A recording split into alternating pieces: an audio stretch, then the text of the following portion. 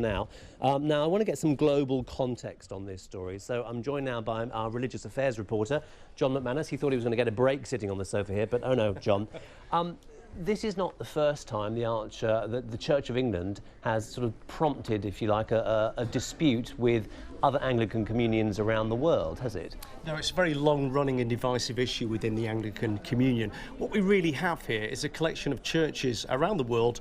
They have the same beliefs in God and the same rituals, but they have radically different approaches to modern issues such as sexuality and gender and many other issues as well. That means that we have bishops in Africa who do not share the same attitudes as bishops in other parts of the world. Here in Britain, for example, only a few years ago, the Church of England very nearly ordained a gay man as Bishop of Reading. He eventually had to turn the appointment down because of an outcry from traditionalists.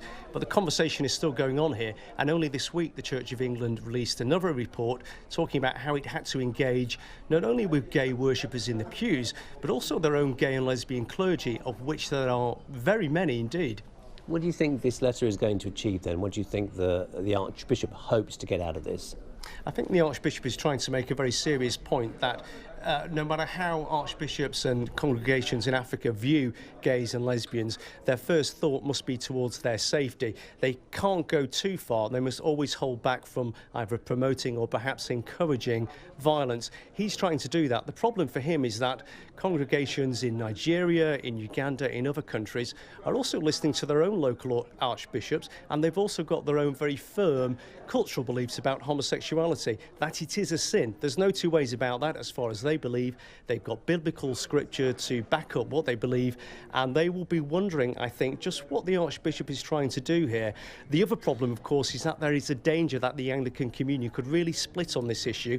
Archbishops from around the world who don't agree with the Archbishop of Canterbury have already challenged him on this issue, as on others, and there is a danger, some commentators within the Church are worried, the Church may eventually split because of this. Now, just briefly, for audiences who live in countries and are watching from countries where there are not large Anglican communities, other religions are dominant, what do you think they're thinking of this issue of religion and homosexuality within the Anglican Church? Does it play out in other religions as much? Well, it certainly plays out in the Catholic Church, though the dynamics are very different because, of course, in the Catholic Church, there's one person in charge, the Pope. Homosexuality is absolutely forbidden. There's no way around that. The Pope we have at the moment, of course, Pope Francis, has spoken about the need to love and cherish gay people, but homosexuality is very definitely not allowed in the Catholic Church. Okay. John, we're going to have to leave it there. Very contentious issue. I'm sure there's plenty more to talk about right now. We're out of time up here. Lucy, back to you.